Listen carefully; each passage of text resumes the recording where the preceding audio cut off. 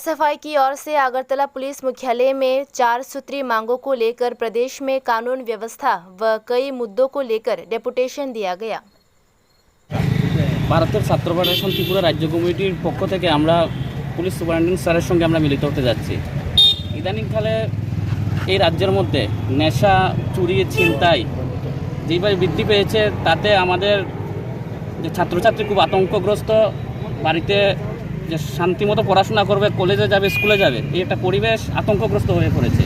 এর মধ্যে আমরা দেখেছি যে ত্রিপুরা রাজ্যের প্রায়ই ছাত্রীরা নির্যাতিত হচ্ছে। এর মধ্যে খয়ারপুর, মোহনপুরের যে ঘটনা, তাতে পুলিশের ভূমিকা নিয়ে আমাদের প্রশ্ন। আমরা এই বিশেষ করে 4 দফা দাবির ভিত্তিতে আমরা পুলিশ নির্দেশকের কাছে আমরা আজকে ডেপুটেশনে মিলিত হচ্ছি, যাতে ত্রিপুরা রাজ্যের যে আইন শৃঙ্খলার যে অবনতি, এই অবনতি থেকে যাতে বেরিয়ে এসে ত্রিপুরা রাজ্যে সুষ্ঠু একটা আইনের শাসন প্রতিষ্ঠা হয়, তার আমরা এই দাবিগুলো রাখবো। কী দাবি ছিল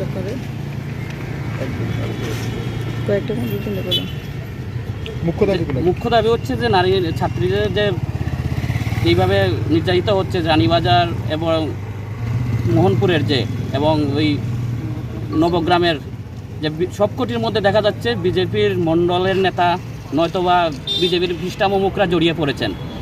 এবং বিজেপির এদেরকে বাঁচানোর জন্য এই নির্যাতিত পরিবারগুলোর মধ্যে যেইভাবে চাপ সৃষ্টি করছে, পুলিশ যাতে তাদেরকে সুষ্ঠু সুন্দরভাবে তাদের নিরাপত্তা দিতে পারে, এই বিষয়টা আমরা দাবি রাখবো। এবং রাজ্যের মধ্যে যে আইন শৃঙ্খলার অবনতি ঘটছে, নেশার বারবারন্ত, সেই থেকে যুব সমাজ, ছাত্র সমাজকে মুক্ত করার জন্য তাদেরকে প্রোটেকশন দিয়ে রক্ষা করা যায়, সেটাই পুলিশ নির্দেশকের কাছে আমরা এই দাবি রাখবো।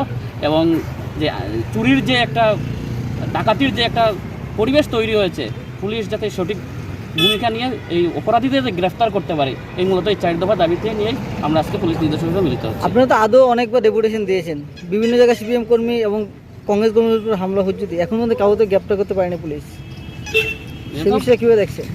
সেই বিষয়ে 2018 সালে সরকার পরিবর্তনের পর থেকে এখন পর্যন্ত এত আক্রমণ, এত সন্ত্রাস, তারপরেও পুলিশের যেই ভূমিকা নিয়ে বারবার আমরা এসেছি, বারবার আসবো, তা ওনাদেরকে আমরা সচেতন করার চেষ্টা করব এবং ওনাদের কাছে আমরা বারবার দাবি জানাবো।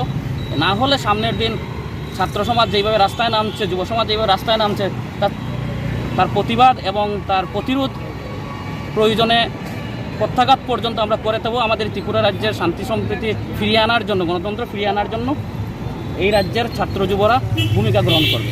আপনার পরিচয়? এসএফআই ত্রিপুরা রাজ্য সভাপতি।